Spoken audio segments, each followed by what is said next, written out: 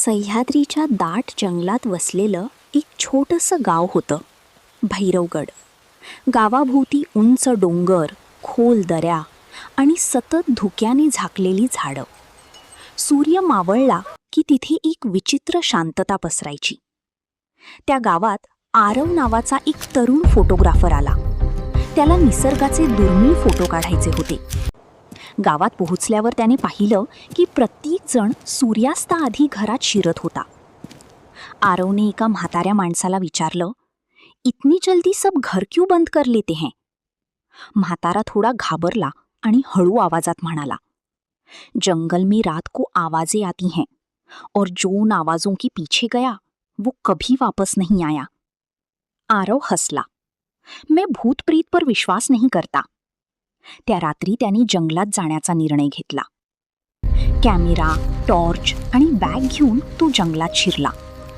रात्रीची थंड हवा, झाडांची सळसळ आणि दूरवर घुबडाचा आवाज, वातावरण अंगावर काटा आणणारं होतं. अचानक त्याला एका धबधब्याजवळ मंद प्रकाश दिसला. तो जवळ गेला. तिथे एक लहान मुलगी पांढऱ्या कपड्यात उभी होती. तुम यहाँ अकेली क्या कर रही हो? आरवने विचारलं. मुलगी काही बोलली नाही, फक्त जंगलाच्या आतल्या दिशेला बोट दाखवलं आणि हळूहळू चालू लागली. आरव तिच्या मागे गेला. थोड्या वेळाने त्याला जाणवलं, आजूबाजूला पूर्ण शांतता होती. ना वारा, ना किड्यांचा आवाज, फक्त त्या मुलीच्या पावलांचा आवाज.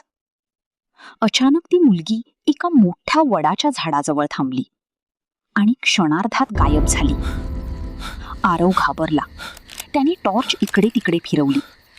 तेवढ्यात त्याच्या कॅमेऱ्याचा फ्लॅश आपोआप चमकला. कॅमेऱ्याच्या स्क्रीनवर फोटो दिसला. त्या फोटोमध्ये आरव एकटाच उभा नव्हता. त्याच्या मागे 10-12 सावल्या उभ्या होत्या आणि त्या सगळ्यांचे डोळे पांढरे चमकत होते. आरवचा श्वास अडकला. तेवढ्यात जंगलात कुजबूज ऐकू आली. वापस जाओ. तो घाबरून पळू लागला, पण जितका पुढे पळत होता तितकं जंगल अधिक गडद होत होतं. अचानक तो एका दरीच्या काठावर येऊन थांबला आणि तिथे त्याला एक फलक दिसला. भैरवगड जंगलात हरवलेल्या लोकांच्या स्मरणार्थ. त्या फलकावर अनेक फोटो होते.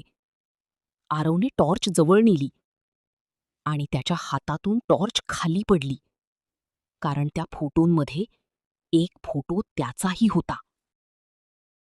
कथा क्रमशः पुढे.